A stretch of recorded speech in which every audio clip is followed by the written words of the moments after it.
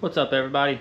I know it's been a little while between work and the weather. We haven't had a chance to take this thing to the track. So the couple times we were trying to go, the weather just didn't work out, or I ended up having to go into work and everything. So we have got a chance to do a few things. So I figured I'd just give you all a little update video. Got the seat adjusted and everything so that I fit in it a little better. You can see the cable. Got the cable hooked up to the MSD box. Been in there learning how to make the changes and everything in the computer. It's got a 7 series MSD box in it. It's all programmable and everything. So it's really old school stuff. A little bit different than what I'm used to, but we're getting it figured out and everything. So we'll biggest thing we've been messing with is trying to get the shifter to work. It's got electric shifter in it. So I know that the gentleman I got it from, he said that the last time they ran it, that it didn't shift. And I think I figured out what it is on the when it was wired. It's got like a solid state relay board or something like that in it, and it's set up to where you can change a plug for either time-based control or for RPM control.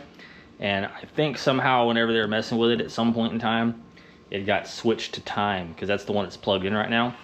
And I believe we need to switch it to RPM, and then it'll shift at the correct RPM and everything. So figured I'd just go over a few things with y'all. I want to check the timing, because I've never checked the timing in this thing, so I don't know what the base timing is set at.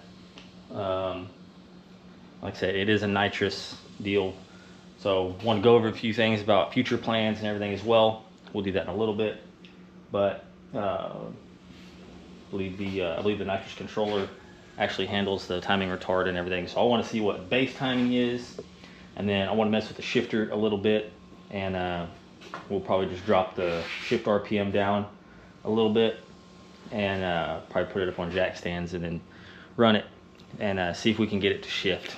I'd really prefer to not run it down the road, since it's not licensed and all that good jazz. So yeah, a few things we want to do today, and figured I'd just give you all a little update video. So let's get started.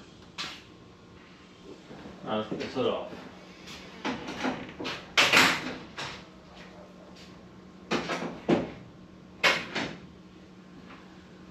This ain't painted or nothing. For the time being, we're just gonna stick it up on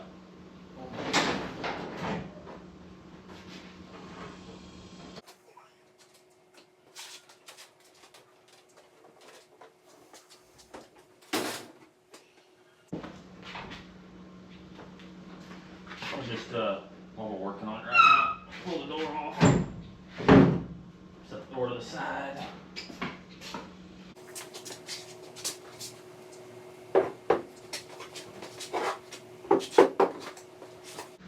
I'm not used to being able to do all this race car stuff.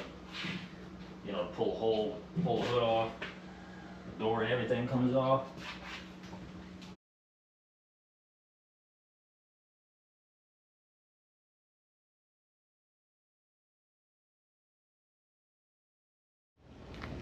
It's been a while since I had to bust out the old timing light for one of the hot rods.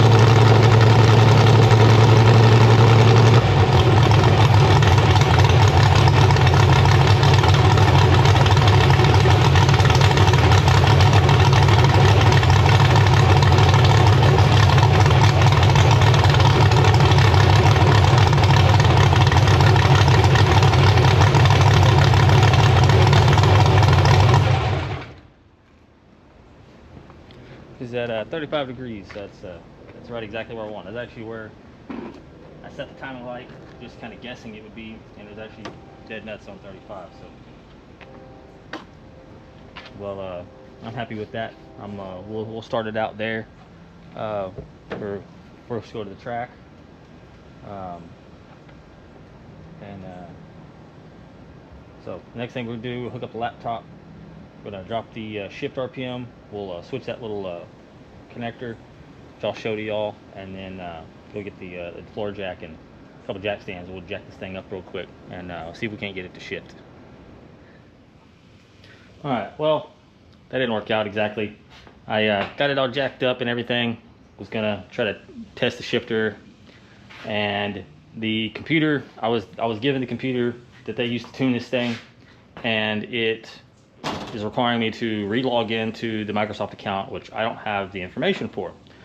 My laptop that I typically used for tuning is new, and the COM ports that the older MSD box is communicating through, I can't get it to communicate with, so I'm gonna have to spend some time and get that all figured out. So can't mess with the shifter. We might end up having to just test it at the track. So that was kind of a bust. I was kind of hoping to do that in this video, but currently it is a nitrous small block. It's a pretty rowdy little small block with a bunch of nitrous on it. I don't really want to maintenance a nitrous motor that's competing at the level that this is. So more than likely, I'll probably sell the nitrous setup and the small block. And I have two options for the big block that I have. I could, for right now, put my big block in it in A. I can either run it with the gasoline dominator that this has, or I also have an E85 dominator, and I could run it just carbureted, kind of simple, old school setup, which I may do just to see how fast we can get it to go on the carburetor. Once the small block and everything sells, I can, I'm probably gonna, if I go do that route, leave it in A for now, and then put like a really nice Holley Dominator EFI setup on it. And then eventually I'll build a boosted big block and go probably big single turbo, which is the ultimate goal, is to go turbo big block Chevrolet. The third option, real different option from small block, big block, is to do a budget turbo LS deal. So, all the big YouTubers right now are doing the kind of the cheap car challenge thing. This doesn't really qualify under the cheap car stuff, but doing like a budget turbo setup in it, well, I think might be kind of cool. Do either a stock bottom end or maybe a rod piston, 5.3 or 6.0, depending on what I can, come up with, and still put, turbos and all that kind of stuff on it for a budget, and then see how fast we can go with it. If y'all would, drop a comment about everything, subscribe, and hit the like button, and we'll see y'all on the next one.